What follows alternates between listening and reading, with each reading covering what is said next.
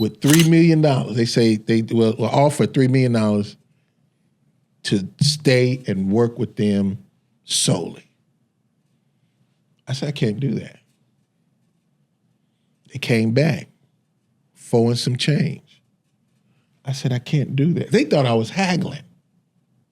They came back with 5 and some change. Mm-hmm. $1 million, $5.3 million. Yeah. I said, I can't do that. Why? Thank you for asking. I have children. All my brothers and sisters still alive. My mother and father still alive.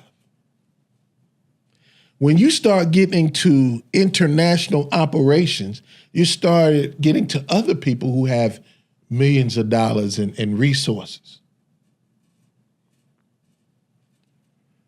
You find out my real name, where I'm from, who I'm related to.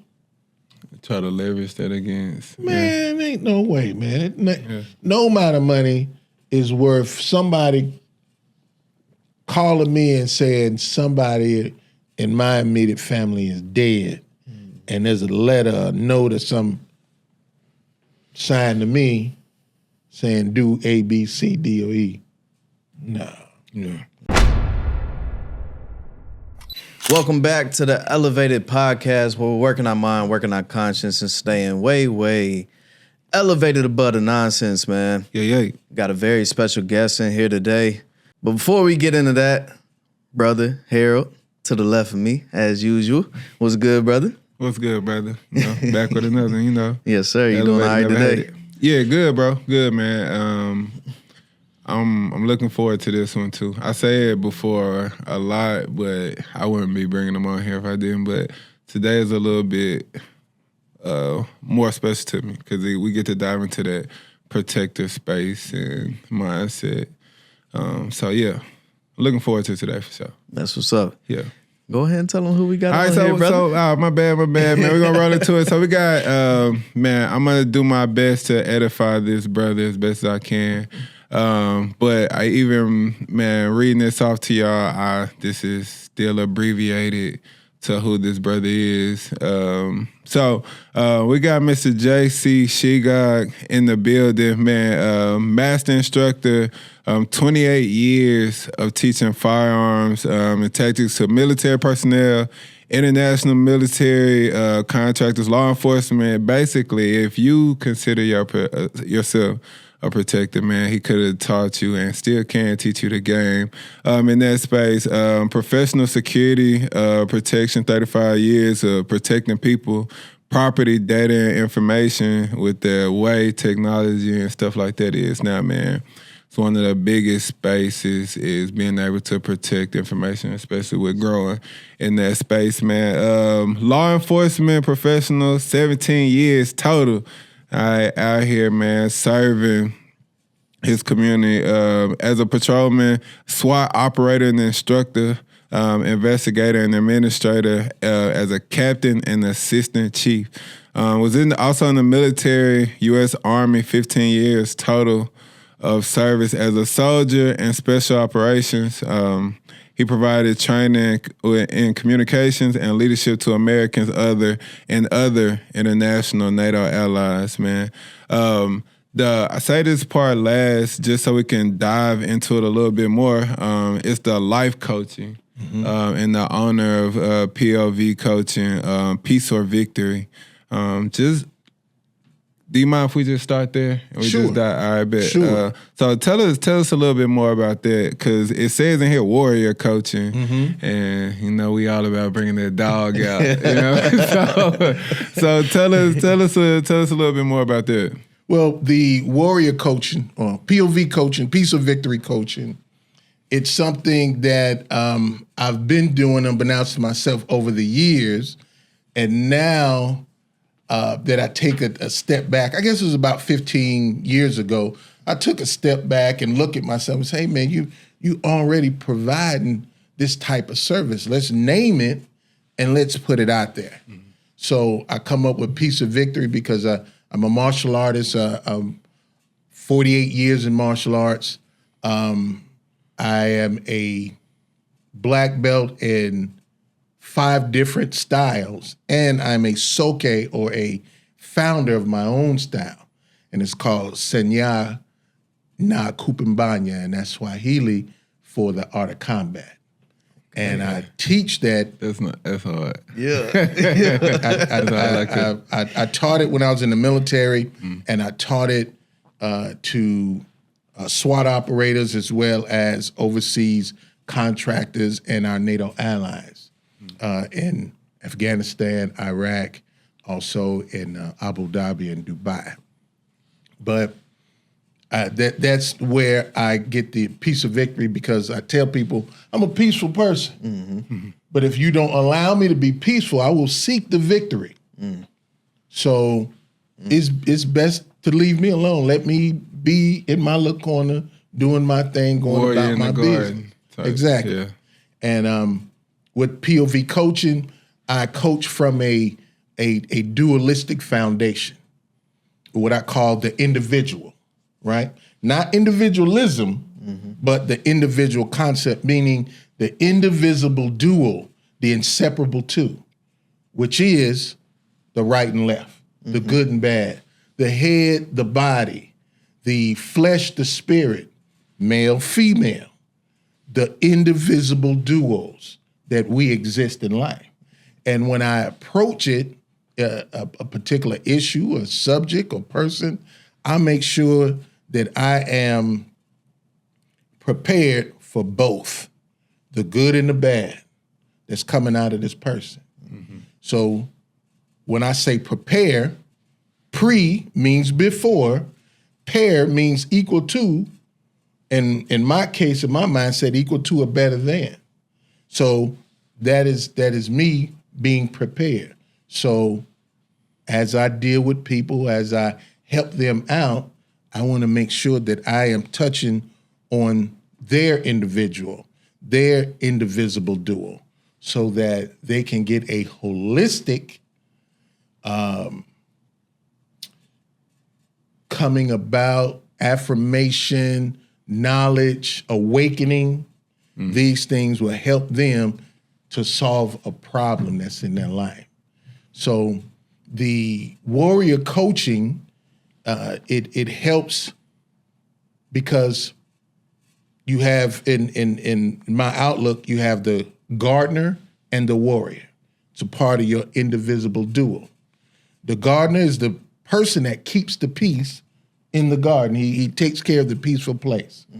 The warrior protects the garden and the gardener. Well, most of us, what we do is we overwork the gardener. We send the gardener out to fight. And it's not the gardener's job to fight. It's the warrior's job. But we don't develop the warrior. Even though the warrior is there and eager, even though there's avenues for us to learn how to assert ourselves, how to defend ourselves, how to be, as a matter of fact, with ourselves, to be able to talk to people without the gardener participating or intervening, because the gardener would be more of your emotion and the warrior will be more of the factual situation. So I always tell people, feelings without facts is bad advice. So I want people to be more balanced. So I start the POV coaching to help them out, to develop the warrior, because they've already developed their gardener, and how that they can work together.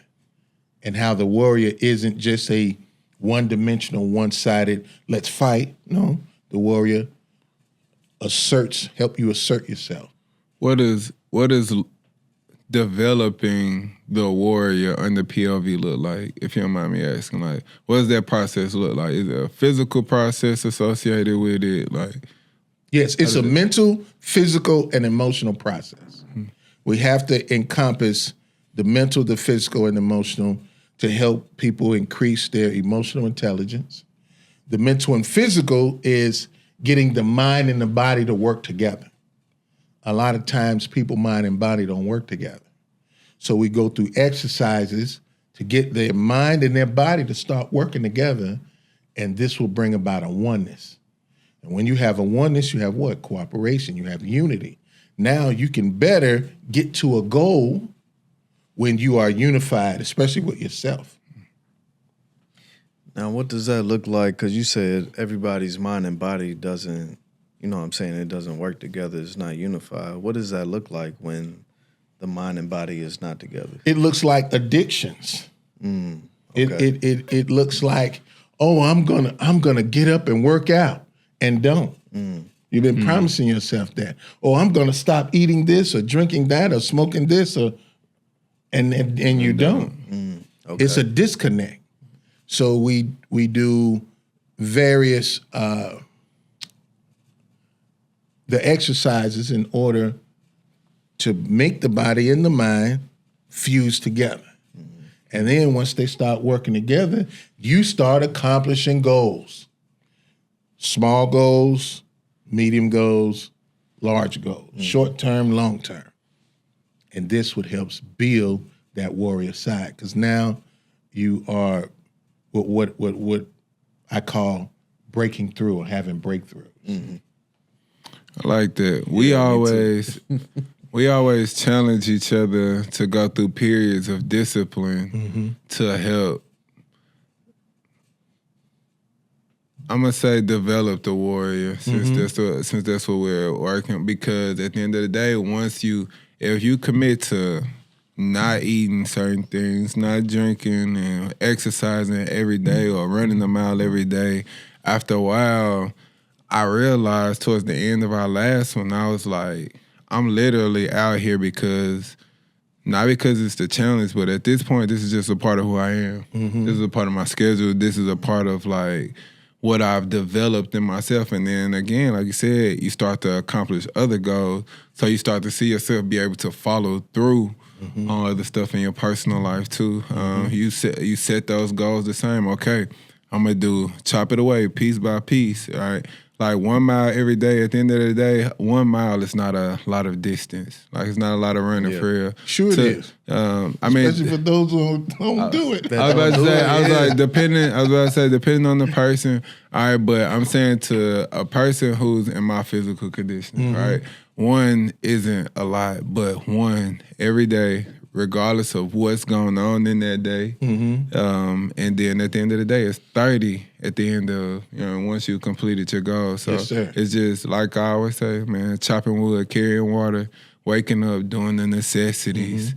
All right, so I really like the warrior coaching there. I might have to take you up on that. You mentioned discipline. Yeah. Yes, sir. And what I do is I reintroduce discipline to people, because a lot of people have a unilateral view at discipline. Discipline is a 3-prong approach. Without all 3, you're not really disciplined. You're just participating in something. Discipline is accountability. All right, you do something or not do something, you get celebrated or critiqued, right? You're being accountable. Somebody's holding you accountable, right? 2, discipline is a environment of standards and consistency, all right? Standards and consistency. 2. 3, discipline is learning a skill set. If you apply those 3 into your daily, hold yourself accountable, make sure you are consistent, and that there is a standard. A lot of people don't like standards. Make sure there's a standard that you can't fall below. Don't do anything, anything is better than nothing. No, have a standard. Yeah. Get to a certain point so that you can get to a further point. And then from there, learn different things. Learn something new. What's the importance of that? Learning something new. Yeah. It's about learning. They say if you're not learning, you're not living. So learn something. And then even when you learn something new, there's always nuances to that something new. There's layers and levels to that something new. Yeah. So learn that. Just like in the protection game. Like we was talking previously, in the protection game, you got your technical security and countermeasures, right? You got your driving. You got your medical. You know what I'm saying? You got different areas that you can get into in that one space. So there's nothing wrong with learning something new. And the reason why I ask that is because I feel like consistency, you can be consistent in different ways. In the media world, which is what I'm in, we have certain people that we work with, and you stay consistent putting out a certain quality of work, a certain type of look. And then for me, it'll get to a point to where it's like, okay, I need to switch it up just because, what I'm saying, I'm just ready just to learn something new, you know what I'm saying? But also in the work world, I know, like, what I'm saying, when I worked in a warehouse, people are consistent, but they've been at that job for, 45, 50 years, and then they just stick there without moving up levels, without learning anything new. So that's why I just wanted to touch on that real quick, because learning something new, it just keeps your brain going, and it keeps you creative, and it keeps you alive. I feel like, but most definitely. At the end of the day, the brain is a muscle too. That's right. You feel me? You got to work it too. Work the same. When I tell people who hate doing cardio in the gym, I'm like, cardio is for the heart, man. You got to condition the heart. That's right. Yeah. So reading and pursuing different information, and like, I love that. That's why you really affirming a lot for the way we push each other. I feel, because most of the time when we are in the phase of discipline, we making sure that we read. Like, so that's us trying to, whether we're pursuing mentorship, personal development, whatever the case may be, whatever we're reading in that time, and creating an environment of accountability with one another and stuff like that, man. So it's a warrior culture. Yeah. If you think about it, prior to the installment of a Congress or a Senate or a politician, the warriors rule. The warriors were the rulers. The warriors were the kings. The warriors were the queens, who were the rulers. And then after a certain time in history, now your politics start kicking in. Now, mind you, there is a place for the warrior, but our society has grinded the warrior culture down in general to where now it's only military or law enforcement, like that. Yes, we want you to be a warrior over there, but over here, just be polite. Yeah, But there's a lot of non-polite people. This is why we are number one in the nation. Number one on the globe in prisons. So there's a confirmation of a lot of antisocial behavior, antisocial mindsets. But that's a different subject. Boy. Well, so do you come from a military background or a military family? Do you? My dad did a short time in the Air Force. That really wasn't my motivation to join the military. So what was that? So what was that? Well, I had I'm from Chicago originally. Okay. South Side. I'm a reformed knucklehead. Okay. I have came up in a good home, a big family, got 6 kids. Mom and dad, dad worked. He was back then he was a hell of a hustler. He worked at a job and in the streets, and I'm gonna leave it at that. And he protected us from a lot of stuff, but he also provided us with a lot of stuff. That's why at the age of 6, I started boxing. Age of 7, I started doing martial arts. And then they split when I was 14, so I started going back from Chicago to Memphis during the summer. And the summer before my senior year, I was at a community center playing basketball when I should have been looking for a job because I told them that's what I was going to do that day.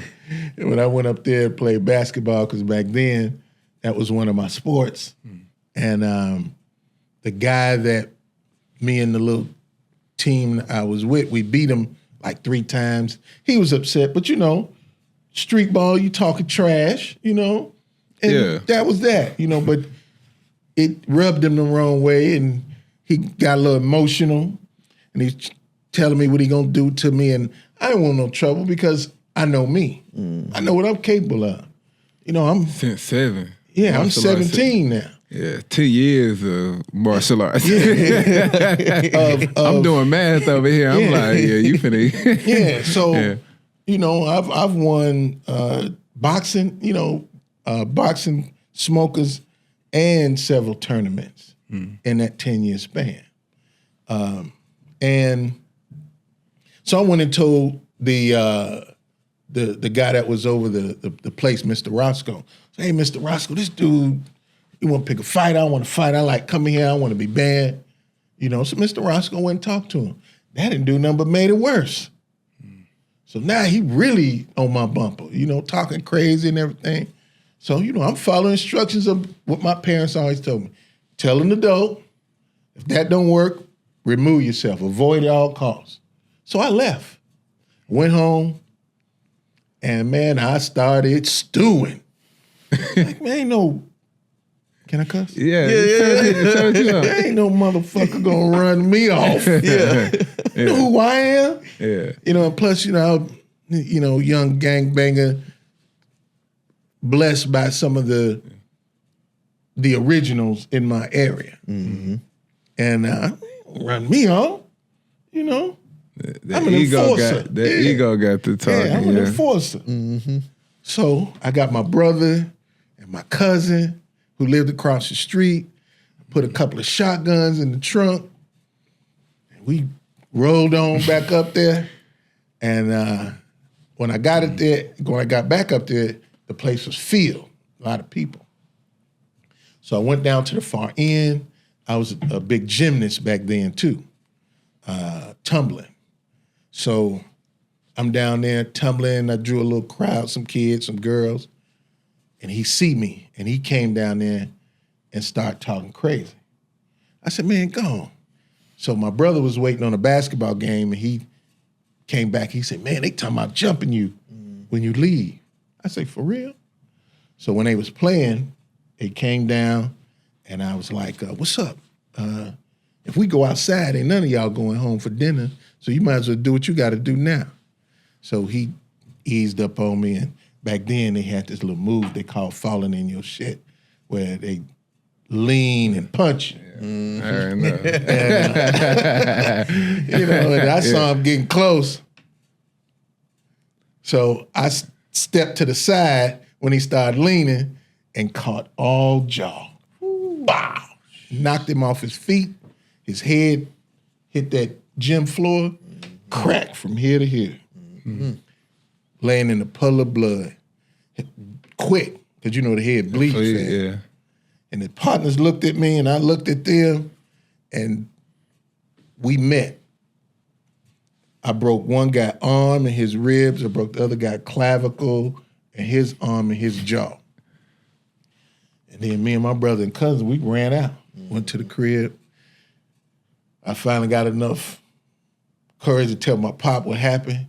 And the last thing he said was, did the police get involved? And the next thing you know,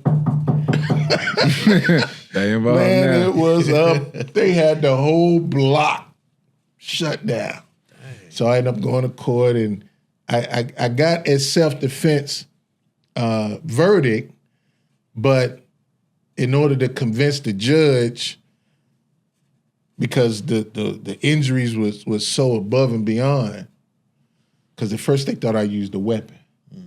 Then ain't no way no young person did this much damage. Yeah. They said, no. All the witnesses say. My dad put it on me working out. because that's all I did back then, pump iron and run and stuff. And I told him that I took martial arts. I didn't tell him I was a champion or nothing. Mm-hmm. And the judge was like, doing court, he say, do you know what perjury is? I was like, yes, sir. He said, well, I'm going to ask you a question. You got to answer it honestly. Are you a professional martial artist? And I was like, no, sir. Are you sure? I said, yes, sir, I'm positive. I'm not a professional martial artist. Well, what he meant to say was expert. Are you an expert martial artist? Yes, I am. But I wasn't a professional because I was supposed to be looking for a job. I have a job. I wasn't getting paid. Yeah, I ain't getting paid with nobody. Right. No pro. So, exactly. Yeah. So, I ended up doing 300 hours community service, and I told I had to show the judge that I signed up for delayed entry in the Army. And that my senior year, I took ROTC, signed up for delayed entry. He's all right, cool. He signed off on everything, and I went on to the military, and it was probably one of the better things that, for me, being who I was and what I knew, it shaped me to think, to respond, and not to react or just to react. So I learned the difference between responding and reacting. I know you've done a lot of service work from the military to security to police work. Mm-hmm. Granted, people in their injuries. Would you say that's one of your favorite ass whoopings you've given? To that guy? To them guys, but yeah. And if you got a better ass whooping than that, I gotta hear it. Yeah, most definitely. Before we go to break, if you got a better ass whooping than that, I want to hear it. Because I was playing out that whole situation in my head. I'm like, man. I do that one. Matter of fact, do you remember a club called the Palladium? Mm-hmm. Yeah, it was back in late 80s. Late 90s, 2000. This in Nashville? In Nashville. Okay, I wasn't here then. Yeah, I wasn't here yet either. Yeah, back then, I was on the gang task force. I was working out of Memphis. Mm-hmm. And because I have a gang background and an anti-terrorist background, because I have an anti-terrorist background, they put me on the gang unit. Mm-hmm. Because I'm from Chicago and I'm familiar with gangs and a former gang member, they allowed me to do gang prevention and the intervention. But they had a small task force that formed back in 97, 98 that came to town, to actually Murfreesboro. From Memphis? From Memphis. Well, okay. Not just from Memphis, from all over it was sponsored by the Department of Justice. This is way before the Homeland Security. Okay. Back then it was under DOJ instead of DHS. But I was doing something I wasn't supposed to do, and that was working part-time. I was doing a part-time gig, working security at a club called the Palladium over there in Antioch. It used to be in Antioch. And it was a TSU homecoming weekend. Okay. The line was, way down the block and around the corner. Okay, just that alone lets me know. The stage has been set. What type of energy this is. So, I'm part of the security team, but because the way I run the door, they let me run the door, right? So I get everybody in place. I got a couple outside guys, helping me out as well as patrolling the parking lot. So, any, big event, so many in, until it get full, then so many out, so many in, so many out, so many in. Well, there was a call that they needed some help on the inside, so I shut the front door down. I locked it, shut it down, went in. This guy threw a drink on a waitress. So I told him 0 tolerance on that. You can't do it. You got to go. And his partner was like, nah, man, he good. No, he not good. That's something we can't tolerate. Yeah. So you got to go. So I'm escorting him out, and he level 1, level 2 resistant, but he ain't being, I got to break down on it. Mm. But his partner's nagging me like gnats, So I unlocked the door, threw him out. I said, y'all take him home, take him to the car, whatever you're gonna do. He gotta go. And it was 3 of them right there. So you gotta go. So the one guy's like, no, man, he can come back in. And he tried to pull him past me. It's like, no, stop doing that. Gone. And he like, and swung at me. I blocked it, hit him with an elbow, actually with 2, hit him cross, and then a vertical elbow, hit him back up, open hand, across the throat. He breakdancing. His other partner tried to double leg takedown, stopped him with my elbow, neck hug, knee, jaw, uppercut. He done. Sleeps. Most definitely. Snooze button. Out of there. He probably was done on this third knee. Right, I was going to say the second. He slumped. The dude who I escorted out, he just threw his hands up and ran at me, and I just hip tossed him, body slammed him. And this one dude, they called him Papa. He was a very well-known person around the city back then, short brother. He was like, hell no, was that a karate movie? Did I just see a karate movie?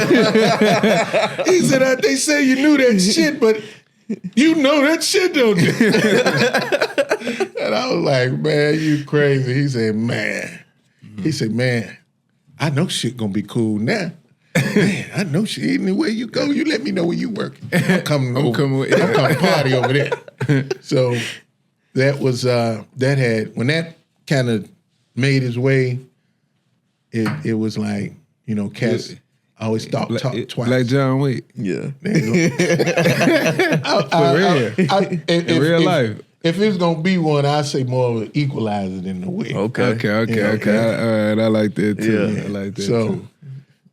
Blend in plain sight. Yeah. I like that. So that actually helped me a lot, because man, you talking about business after that. Everybody wanted to hire me. Mm-hmm. And then that's what started me training. That's what started me being a trainer. I started training security on deadly force, self-defense, hand-to-hand. And then I went back to Memphis doing the same thing, and got a call from a partner of mine who I served with in the military. And he was like, hey, man, you know, they looking for PSD operators, high-risk protection. Come on, man. I say, man, I'm policing, da-da-da. He said, well, they paying da-da-da. I said, where I send my resume? So I left the PD, went overseas for a little while. When I came back, I came back to Nashville. Because those, year and a half I was in Nashville doing that task force work, man, I got so much done. It was like the best kept secret in Tennessee. Mm-hmm. Got so much done. Mm-hmm. And it's changed a lot since then. Most definitely. We really can just keep rolling with it for real, and just talking about mastering what you just hit on. It wasn't planned, but self-mastery. Yeah, self-mastery. Self-mastery. Yeah, you know, we're so distracted. Mm-hmm. I have this thing called distractions, distracting the distracted. Mm-hmm. And in our society, we have so many distractions. So many. It is hard for us to concentrate and focus. You know, in firearms training, it is optically impossible to focus on 2 things at once. Mm-hmm. You can look at a bunch of stuff at once, but you can only, at the same time, but you can only focus on one thing. Right. And our society, we have a lot of people who lack focus. A lot. If you look at those who are known for what they do, they are singularly focused on what they do. Mm-hmm. Singularly focused. It's equivalent to an obsession, to being obsessed. So if you want to be great at something, you have to learn how to focus, singularly focus, to the point of obsession. Mm-hmm. I look at focus as a practice, just like discipline, though. Mm-hmm. Yeah. You know, like what are either one of those without consistency and consistently practicing focus, consistently practicing discipline in the area. So, What you practice is what you get good at. Mm-hmm. If you practice doing nothing, you're going to get good at doing nothing. Yeah. If you practice something, you're going to get good at that something. That something can be something bad. You practice lying, you're going to be a good liar. You practice procrastination, you're going to be great at procrastinating. So you have to put something there that is of meaning, something that's going to help you. And then practice that. And like you said earlier, one of the key things, a lot of us don't seek mentorship. Yeah. We think we could do it on our own, especially something unknown to us. Yeah. You ever notice how royalty have mentors? They have a whole court of people. That court, half of that court is mentors. Mm-hmm. The best at what they do, mentoring that person to be like that, the best person. Mm-hmm. The same thing with the presidency. A lot of his cabinet is people who are experts in their area, and they're mentoring him to make the right decision, because his decision or her decision is the last decision. Yeah. And we don't want to do that because we don't want nobody telling us what to do. ego, man. Right. Always hate authority. Always ego, bro. Right. Yeah. I'm grateful that ain't a part of who I am, man. Right. Growth. For real. Yeah. We spoke about that on one of our previous episodes. But just speaking on mentorship, and I was just speaking about how, I'm the older one out of, our small group, me, Harold, Marco, but I'm like, I learned so much from those guys. Like Harold, he just got crazy discipline. You know what I'm saying? So I've picked up on that just being around him, you know what I'm saying? So I feel like it doesn't come with age, it comes with experience. And so just being around these guys has definitely like just taken my life skills to a different level. Even with the challenge, like this 30 days, I was like, because the last 30 days, it was like, okay, this is the 30th day. And I went back to doing what I was doing. This time I was like, okay, what am I going to do next? Because I didn't want to stop. I'm like, I want to make this a lifestyle, not just a challenge. There we go. You know what I'm saying? So, yeah, man, mentorship, for real, it's important. It's very important. Very important. I couldn't have got nowhere near I have if no one wasn't there assisting me and me putting myself in a position where I ask for help, ask for guidance. Now, mind you, I'm smart enough or intelligent enough to know or eventually know when I'm being misled. I know what that looks like. Yeah. Yeah. Can be manipulated. Right. So you have to, can't be negatively manipulated, because mentorship is a positive manipulation. Right. Manipulation, like anything else, is a dualistic term. I can either convince you to do something bad or convince you to do something good. Right. One of the biggest or best examples of that was, you remember the radio personality Tom Joyner? Yeah. Tom Joyner used to have this thing, Party with a Purpose. Okay. And to me, that has been the best example of getting our culture and subculture out to better themselves, to better their circumstances, to better the community, is because, we like to kick it. So let's throw a party with all of the accessories and interject purpose. This is why we're here. This is why we're here. The missionaries, the missionaries that go overseas, they see what a person lacks, They see what their community lacks. They bring that, and then they give them their politics. Mm-hmm. So the model works. You just have to, whatever you're giving them, it has to be something that's going to help them. Mm-hmm. The Black Panthers say you can't lead them if you can't feed them. Yeah. Mm. So we try to feed you something mentally and physically. Give you some food and some food for thought, and say, hey, do for self. Stop depending on other people. Do for self. And then let's do for self together. And now we got everything we need. So yeah, I'm a big proponent of that. You mentioned the royal family earlier, and I remember, I'm not gonna lie, I don't remember what, because I follow you, and it may have been mentioned somewhere on social media, or I may have heard you speak about it in person. But you work with the royal family before. I don't remember particularly where. But what was that experience like? In Abu Dhabi and Dubai, training their personal security, their executive protection teams. Okay. Yeah. Okay. And then you also mentioned Black royalty and the Black Panther Party, and I also see that you got that RBG flag flying on your collar right there too. How does? Because a lot of the teachings of Garveyism conflict with, just say for what it is, with a lot of what we're taught in U.S. history and social studies classes. Right. And how does that, or does it at all, conflict with you being a service member?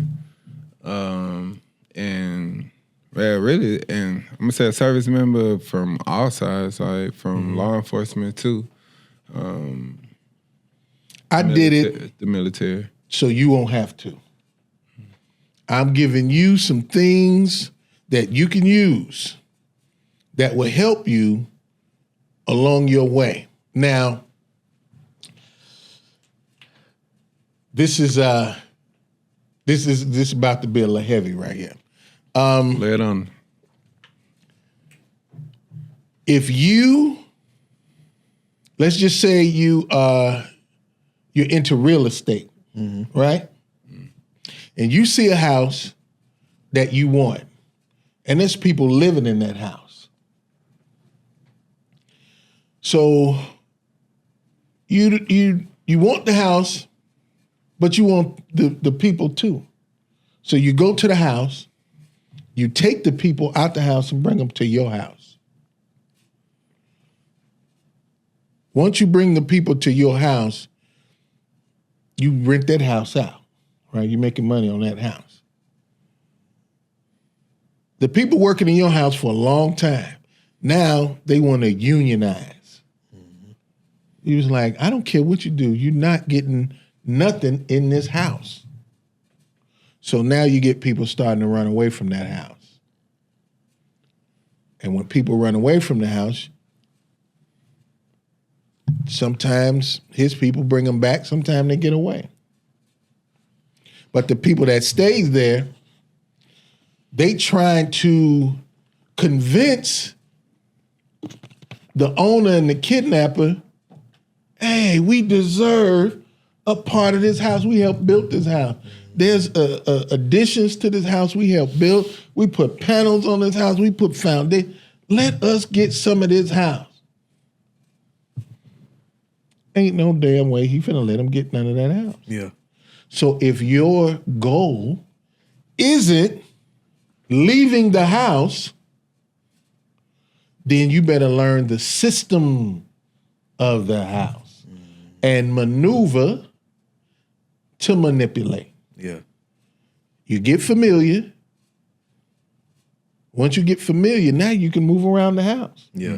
You can move around the grounds. Now you can manipulate. Yeah. Now you can get what you want. But if you ain't willing to do that, run, Forrest, run. Hey, the way you just broke that down. Man, for real. And simplified it at the same time, Yeah, man. 'cause Sure. we got too many people asking the captors for a piece of their booty. You know what I'm saying? Like pirates steal. They not finna give you nothing. Right. And what they give you is symbolic. It ain't substantive. It's symbolic. You want a piece of this? They'll give you Martin Luther King Boulevard. You want a piece of that? Oh, they'll name a school after a hero. You want a piece of that? Oh, we'll take those racist statues down. You're not getting anything of substance. You're getting all symbolic. Yeah. And what sense does it make to ask the king thief to share what he stole? Right. It don't make any sense to me. Yeah, take it or run away or learn It's gonna be a lot of people die. You try to take it. A lot Yeah. of people die because he got all that on his side. This is his. So either you're gonna learn to get familiar, maneuver, and manipulate to get what you want and live comfortably, or you run. You go somewhere else. You set up shop somewhere else. Doesn't make any real sense to keep. It's kind of like those who put the sovereign citizens who put their paperwork in at the courts. You're asking the same court that binds you to unbind you. Let me ask you this: have you saw the? I don't remember what episode it was where Steve Harvey was talking to. Monique? Yeah, he was talking to Monique and talking about playing the money game. Yeah. How you feel about that? And basically teaching black entertainers that they have to play and fit inside their box. Well, you're playing their game in their arena. You right. What he has done is he has literally sold out. That's how he get what he has because he's saying, okay, whatever it take, I'll do. Give me money. Now, if So money, where is too far though? huh? Where is too far? I mean, it depends on how you view your conscience, your soul. You know what I'm saying? They say the best way to help poor people is not to be one. That's true to an extent to where, okay, if you are coming together as a group, then you're not poor. Not to say you should sell out to get rich. I had an opportunity, one of the foreign governments I was working with, I have an opportunity to be a part of their special operations. And I mean, deep into it. They came to me with $3 million.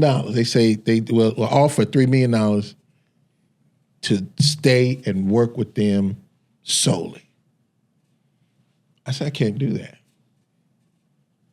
They came back, 4 and some change. I said, I can't do that. They thought I was haggling. They came back with 5 and some change. $1 million, 5.3 million. Yeah. I said, I can't do that. Why? Thank you for asking. I have children. All my brothers and sisters still alive. My mother and father still alive. When you start getting to international operations, you start getting to other people who have millions of dollars and resources. You find out my real name, where I'm from, who I'm related to. Try to leverage that against. Man, ain't no way, man. No amount of money is worth somebody calling me and saying somebody in my immediate family is dead. And there's a letter, a note, or some signed to me saying do A, B, C, D, or E. No. Yeah. And that crap is real, man. I believe. I've never worked in Mexico because of that. Cartels, multi-billion dollars, man. They got people leaving. They got more money than the government. And they help the governments down there. Yeah. You got people who leaving the military going to work for the cartel because they make a good living. But And you're safer, low key. But you got to understand that the cartel will kill you for making a human mistake. You're right. I just seen some guys talking about that. It was a guy on a construction site, and his little brother had stole a cell phone, and they sent him a video chopping his head off. Hey man, He stole a cell phone. no, and then you let's just say you're a person of value down there. They have this this principle called el plata y plumo, silver or lead. You're a person of authority or resource. I need your help. El plata y plumo. Either you're gonna help me and take this money, or I'm gonna kill you. I'm gonna shoot you in the head because you ain't no use to me. So they protect themselves or try to lay themselves from that, or they leave. They get away from that. So it's real, man. It's real. Is there any other place that you would not take any amount of money to work? There's a lot of places. A lot of places. Especially with the way the world is at conflict right now. Man, and this election season. All right, so look, scratch that. Let me ask you this. All right? Because I know some young people leaving the military right now, and I know some young people contemplating going into the military right now. What would you say to a young person thinking about going into the military right now with the climate that we're in right now? It depends on the circumstances. I would say, what do you want out of the military? What's your ultimate goal? Just like we had earlier. Let's just say their goal is they want some financial safety right now. They want to be able to count on some income, and they want to be able to count on resources later on to be able to help secure their life. Okay. What you do is you go to a recruiter, you take the ASVAB, you score high enough to where you can pick any job you want. And now you can pick a non-combat job. And you can still be exposed to the resources of the military. Okay. The other side of the coin. Yeah. Because I'm on the other side, I be like, what are you doing? Right. Like, why are you even thinking about this right now? Right. And I think that, again, this is just my perspective. I tell I'm like, bro, do you not understand what the fuck is going on in the real world? Get your ass off social media. You need to understand that the world is at real conflict right now. You know what I mean? Like real conflict with allies to the U.S. And a lot of the stuff I feel like is being provoked. You know what I mean? It's trying to, and I ain't gonna get too far into that shit. But it's so much. I'm just like, bro, now ain't the time to be considering just for financial security alone. But scoring high enough to be able to pick your job that is non-combat, it's completely different. You know what I mean, completely different perspective. Because you affiliate going to war. I would say 10 to 15% of like the Army is combat. Everything else is support. Trust me, I know, and I say this, vets don't hop on my ass, but I train a lot of people with firearms, and I've worked and done a lot of classes with people who do firearms, and a lot of people that come in there and they flaunt they experience or training in the military, and then they get in there and do the absolute worst in a class on simple handgun safety and marksmanship. And I'd be like, so you know what? I non-combat probably, or the fact that, no, I don't know why, but I draw my own conclusions. You want me to tell you why? Go ahead, tell me. Because like the Army, most of your soldiers are only trained with the M16, with the rifle. And some of them barely get that. A lot of them, they just pass them because they non-combat.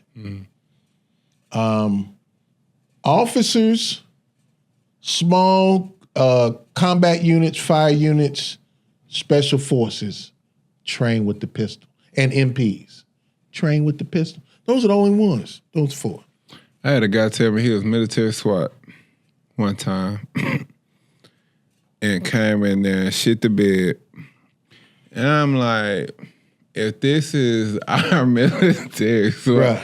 I was like, either you're lying to me, Or you're lying to me. or yeah, that's what I'm like. I'm like, bro, there is no fucking way. No way. There's no fucking way, No bro. way. That's why when people like now, and I'm not gonna lie, getting deeper into firearms and self-defense and stuff like that, it's making me, and people lying about their skill set when it comes to firearms and self-defense, man, it's made me respect it less and less when people say, well, I was in the military. I'm like, I appreciate your service. If you was really like acting like that, and if not, like whatever your role was, like, thank you. But don't get out here and try to use that for us to treat you superior or some type of way. And then you get out here and you don't even know what the fuck you doing. You need to be in the back, quiet, being a Right. goddamn student right now. They do me the same way. You know what I mean? That's why I asked. I said, "Oh, okay. Were you an officer? No. Were you in a small combat unit, reconnaissance unit, anything like that? LARC? No. MP? No. Special forces? No. Okay. Well, then you didn't get exposed to the pistol. Yeah. Those are the only ones who got exposed to the pistol. And the problem with that is they think you don't know.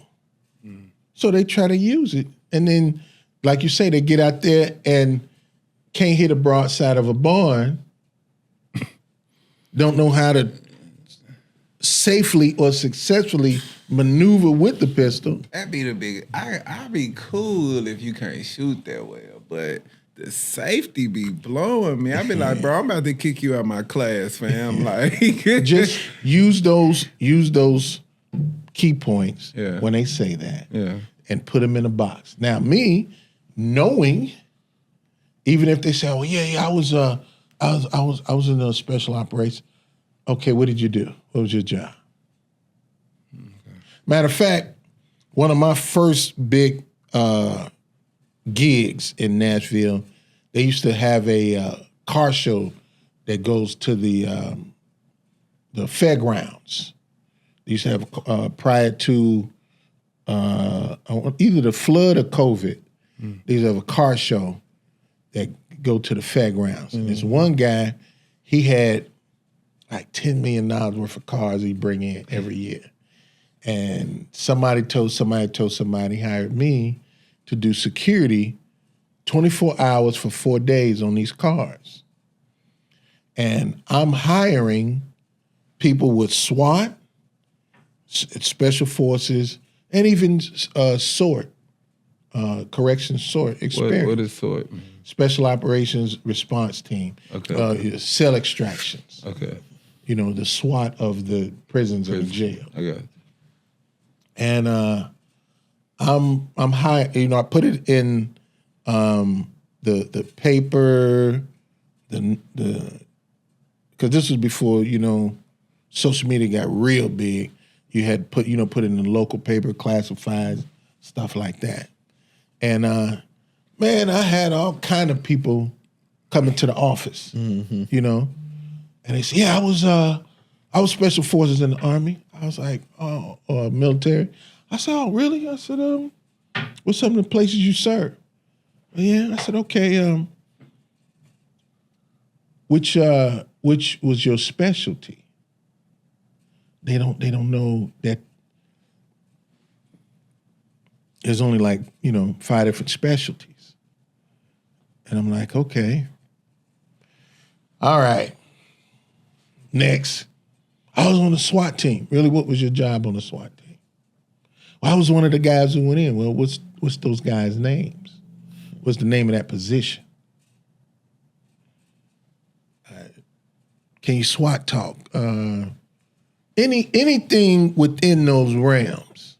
Yeah. They couldn't, especially when it comes to the training, you know?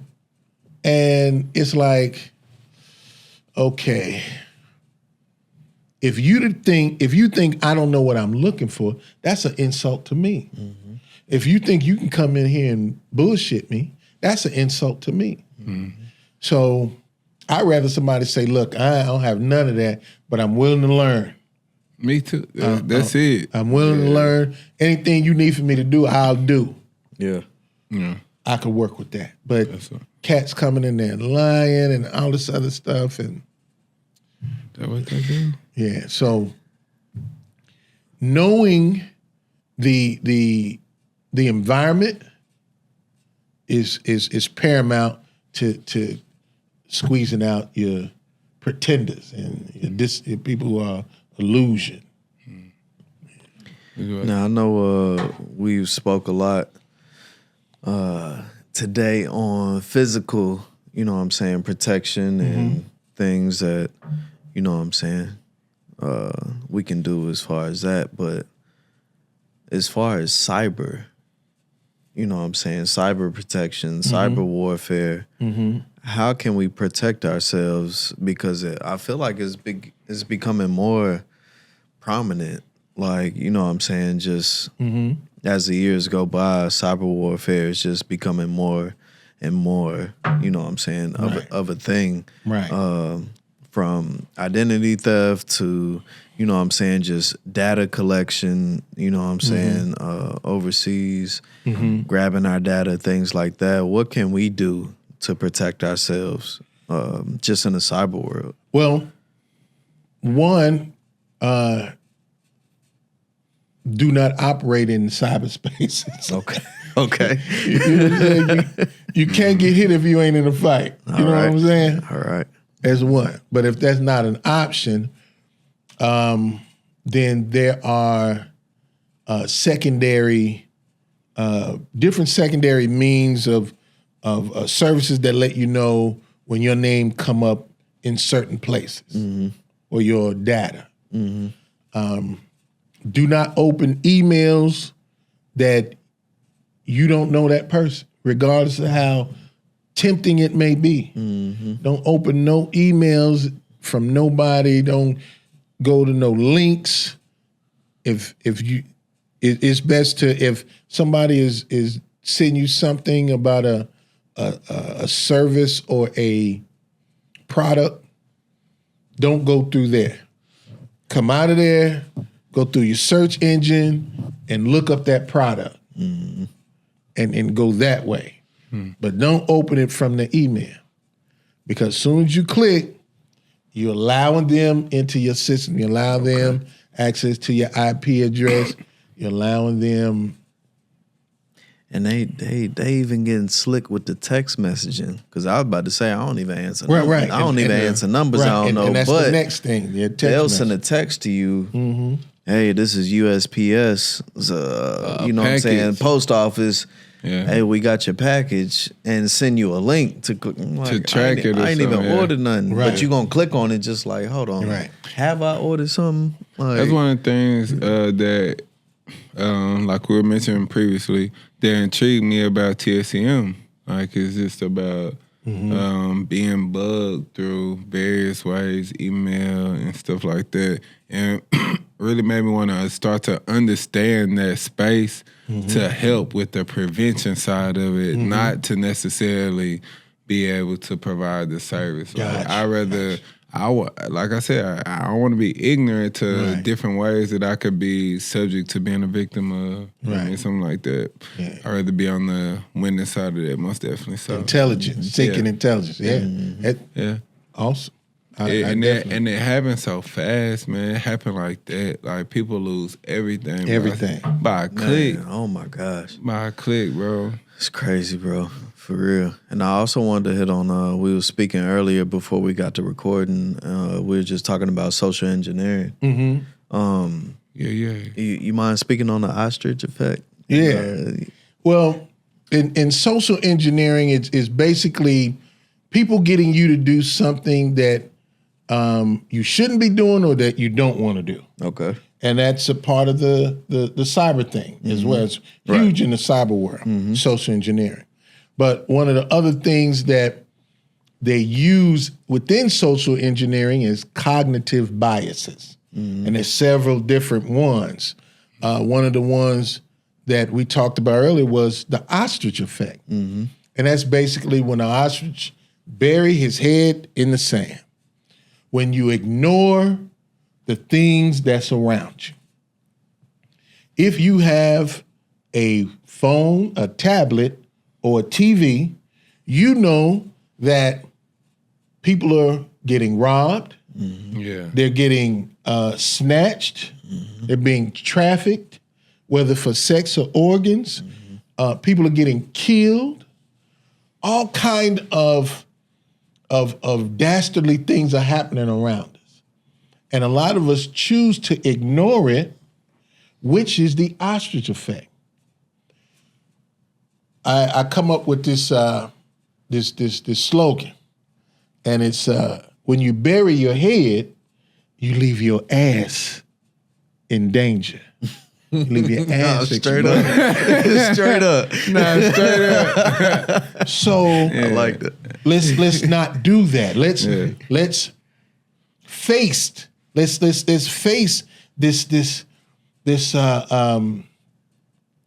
unkind, this bad thing. We have to be able to face it. And that's where the warrior training come in at, the assertiveness coaching come in at, because a lot of times we don't want to face these things. Right. You know, we like, oh, here we go again. Well, the reason here we go again is because you didn't properly handle it the first time. So it's come back around. Hell, it may have gotten bigger and stronger. So now you got a little more to deal with. So handle it. Learn to handle it. Learn to face it. Get better at facing it so that if you do have to face it again, it's not eye to eye. It's like you dealing with a 5-year-old. Now, get on. You know what I'm saying? No. But now you trembling because of the unknown. Well, tomorrow is unknown. You ain't trembling now. So let's not face it just because it's unpleasant. Remember I was talking about intelligence? Intelligence in the government world is knowing the good and the bad. They know the things you like, and the things you don't like. That's intelligence. So now they can deal with you how they need to deal with you.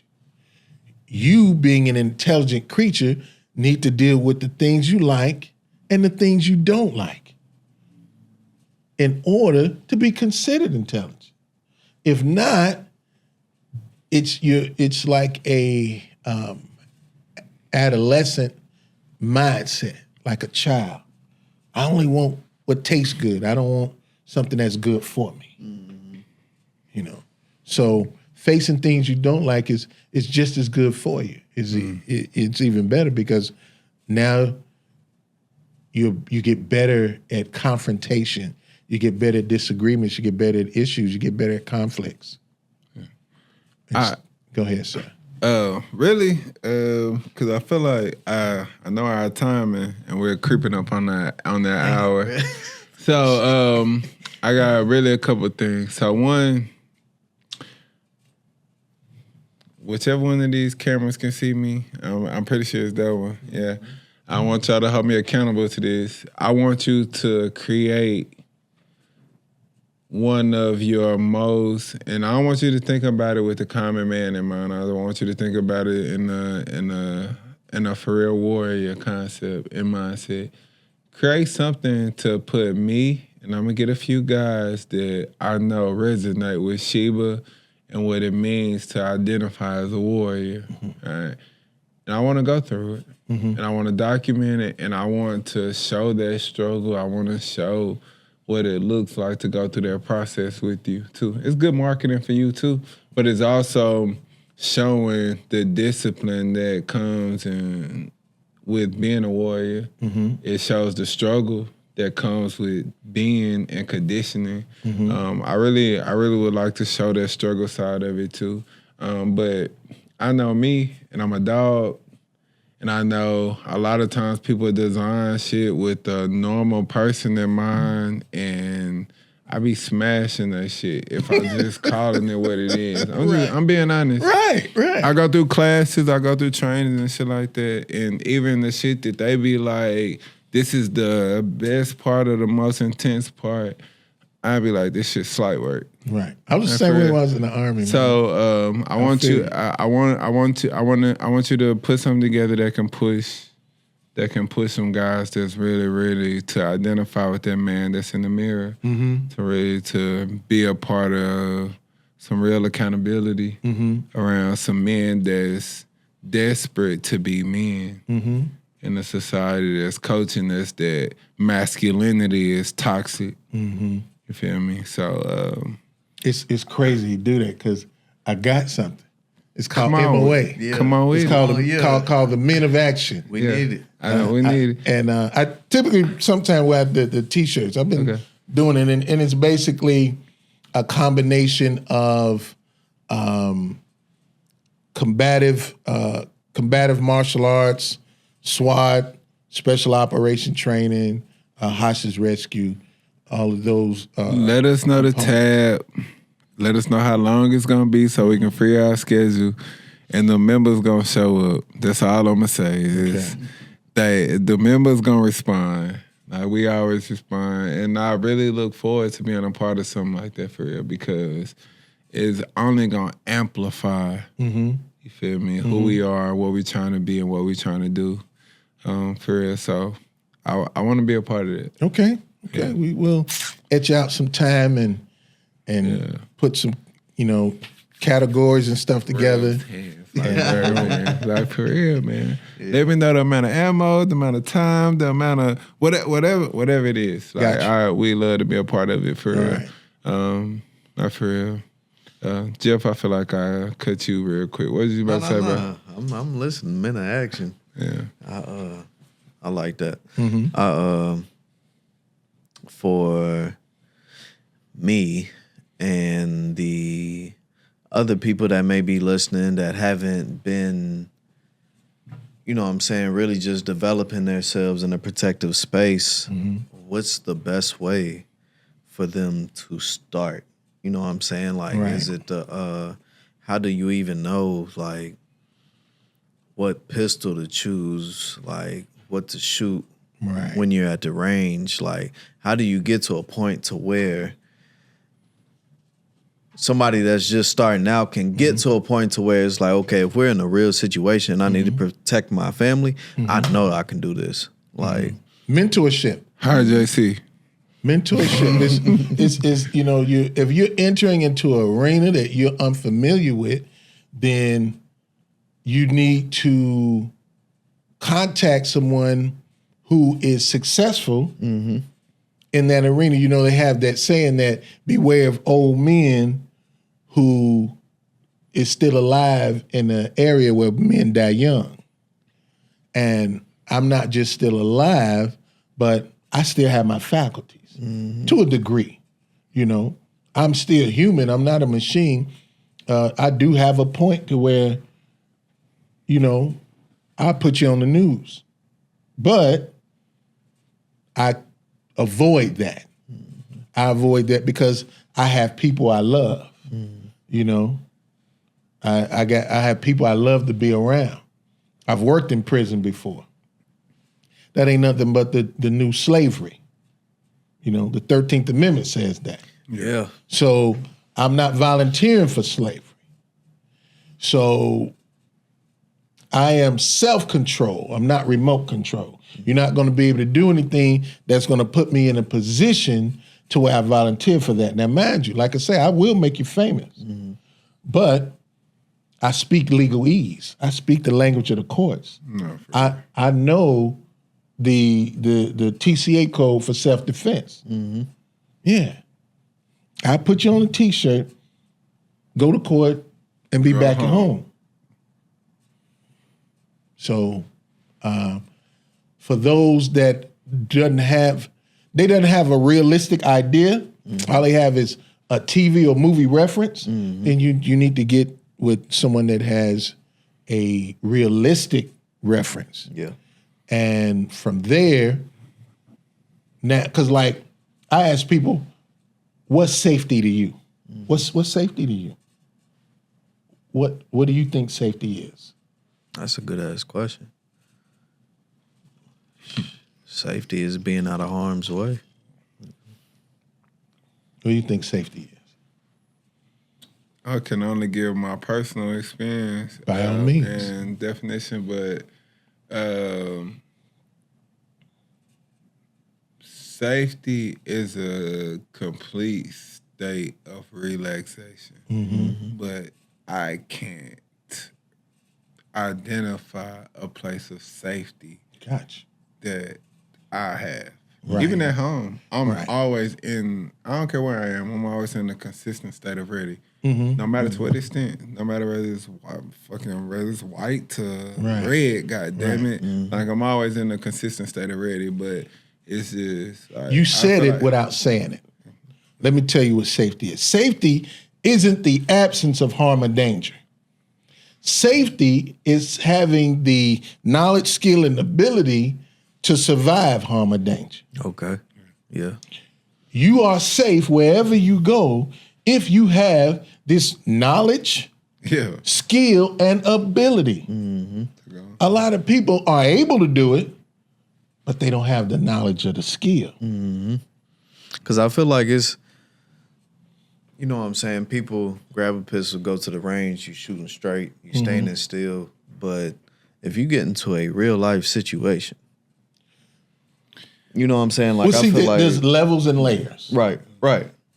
There's basic marksmanship, where you learn to safely and successfully maneuver this Gotta start there. this mechanical object, maneuver it safely without shooting yourself or someone else that ain't supposed to be shot, and successfully hitting your target.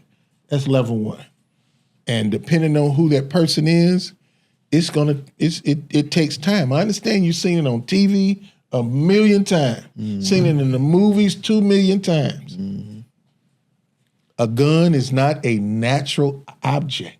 It's a man-made object that you have to accustom yourself to. It doesn't accustom itself to you, unlike a rock or a stick. That's natural.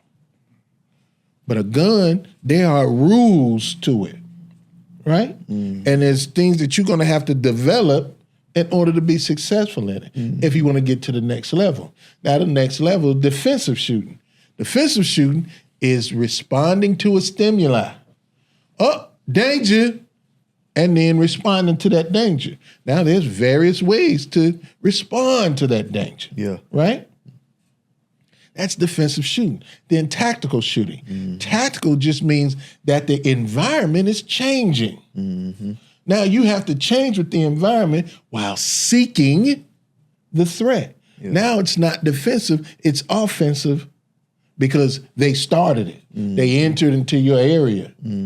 Now the law say they come into your house, open season. Now I get to seek them out and engage them. Yeah. And the same thing with security and law enforcement. You into a certain area you're supposed to be in, they get to engage you. So there's levels and layers. Each level, there's layers to it. And people think, oh, I got this, and then I can't get it. You know, they 15, 20, 30 minutes into it, and they mad at themselves. I'm like, first of all, stop doing that. How you mad at yourself for something you don't know? Right. You don't know this. Understand, again, you've seen it in the movies and TV a million times. That ain't you. Yeah. There's nuances that you're gonna have to get good at. Skill set. Exactly. And it's a perishable skill set. If you don't lose it, if you don't use it, you will lose it. To some degree, most definitely. Like that. To some degree, most definitely.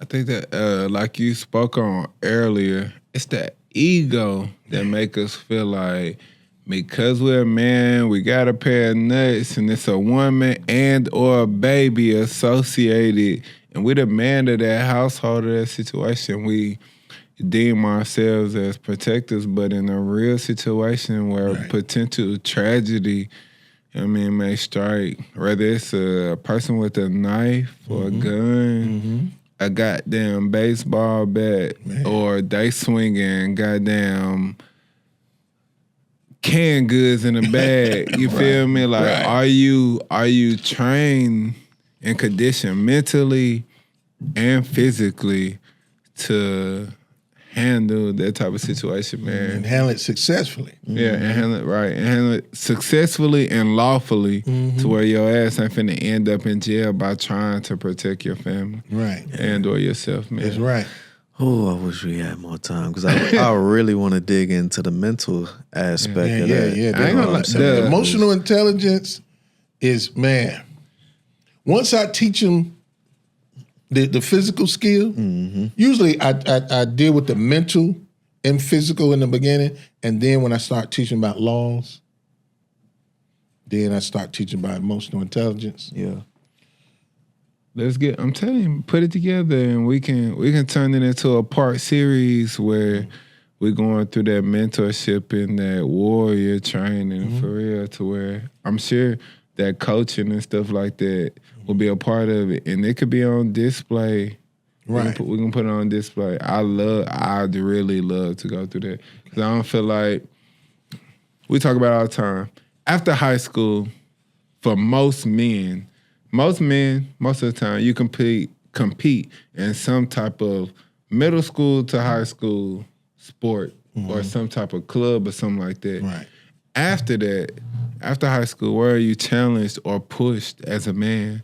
Where are you in real competition, you know what I mean, with other men, or where are you trying to identify yourself or that warrior in yourself besides that phase? Most people graduate high school at 18 and then they never can identify with that true masculine after that because they're not in pursuit of it. Well, they have no idea that it exists on a solid foundation on a higher level. A lot of people in our subculture, especially like a lot of the single moms, they like to give the little boy the title man before he earned it. Little man. They like to call him the man of the house, or that's my man, or that's the only man I need in my life. And he's not a man. In order to be a man, he had to be trained by men. And there's a difference between a boy, a male, and a man. And providing man training is essential because a lot of the people you talking about that graduate high school, they participate in the activity, but the activity that they hadn't participated in, a large amount of them, is manhood training. And that helps with the mental and emotional manhood training. Competing with people, against people, that's physical prowess. That builds ego. And without someone helping them with the discovering their power, then somebody else can convince them, you know what real men do? They provide, they take care of their family. Now go over there and work 60 hours a week and take care of your family. Instead of them discovering manhood before it's used against them as a means of becoming a robot. Can we get you back for another episode? Because this has been one of my favorite conversations for real. One of mine too. Sure. I got a question that's burning my soul right now, but I don't know if we got time for Run it. And it's more personal to me, but I feel like it could help another young brother, right? Recently in a relationship, and in the position to where I'm contemplating long-term in marriage and stuff like that. But I'm also in a position to where I've never been taught how to be a husband. I've never been taught, I've been seeking mentorship on how to be a man and reading books and on accountability and developing a community that could help me, be accountable and be a man and stuff like that. But like the husband, I understand that being a man and being a husband are two totally different things. Just like being a man, a husband, and a father are all three different Yes, things. sir. Yes, sir. You feel me? So, and granted, the relationship is like, it's over with now, all right? But at the end of the day, I still want to grow to be a asset as a husband, as a man, and as a father. Where does that start? And I get that it's probably with mentorship. You know what I mean? Or some, it pretty is, because it pretty much is. This is what I tell women who has boys. I said, if you want him to become a man that you admire, find a man that you admire and put him around him. Yeah. So if you want to be admired as a husband, do you know any husbands that you admire? Do you know any fathers that you admire? And now you can seek advice and mentorship from them to get closer to your goal. Because you don't have to do it by yourself. Yeah. But when choosing, choose wisely. Ask questions. Be frank with them. Be straight up. Hey, don't ask just about their success. Ask about their failures. Yeah. A lot, man. I swear, a lot of times as men, bro, they know we grow. My generation, we grew up in a fatherless generation. It was literally politicized for the man to be absent from the home for men of color. I mean, for kids of color and families of color. Right. So they will know and understand that, but then also still expect a man or a boy, right, or a male, right, to just know how to be a man, to just know how to be a husband and stuff like that, and not scapegoating us either. You know what I mean? Because it's our job to learn to fulfill that role, but if you don't have a man that is seeking the ability to be able to fulfill that role, you really with an imposter. I mean, you can't know something you don't know. You don't, bro. Don't. It's a systematic setup for failure. This way, there are certain control methods. There's certain outcomes. This is something that they've studied for decades. Yeah. And this is why, again, one of the reasons why we are, number one globally with prison. Because you have males not getting the man training, and then same coin, different side, you have the system mistreating men of color. As soon as they step into the courtroom, oh, you must be guilty. You in here, because I've experienced that as a police officer and as a defendant. I'm like, Your Honor, this is what happened. Oh. Okay. Well, let's do this. Because they don't want you to leave without you at least getting pinched. You could be in the right, you could be innocent. And they still want to just pinch you a little bit, just to say, you came in here. So yeah, I tell you, try to avoid it as much as you can. If you can't, know their language. And it's crazy that you brought that up, because I'm like, man, I'm thinking like, what I'm saying? We talked about my background, and I lost my father when I was 2. I think I said one on the last episode, but I was 2 when I lost my father. I grew up seeing my brother's dad, with my mother, but he was putting hands on my mom when I was growing up. So I didn't see like a figure of a husband that I wanted to be. Right. I saw what I didn't want to be. Right. You know what I'm saying? So you bringing that up, I'm like, damn, I don't think I've really just we don't see it, bro. Just been around anybody that's like man, like name an show me the ways of organization. being a husband. You know what I'm saying? Like, Yeah. wow, Name an that's organization crazy, or bro. person, bro. Yeah. I said, name an organization or person that's committed to showing men for besides your piece of victory. Like, and you mentioned in warrior coaching, and I follow the brother David Goggins heavy. Yes. It's definitely a warrior. You feel me?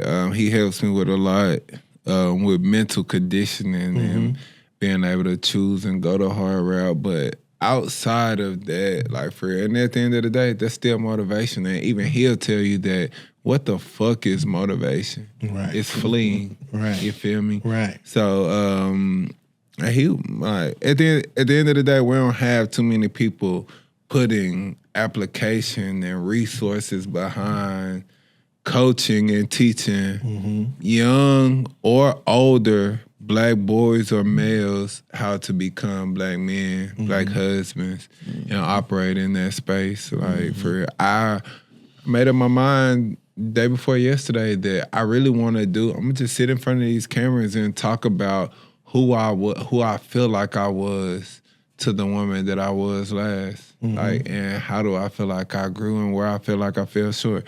Literally to not highlight any of my successes in it, just to show that like there's a phase of reflection and dissolving that. There's also a phase of like you being real with yourself.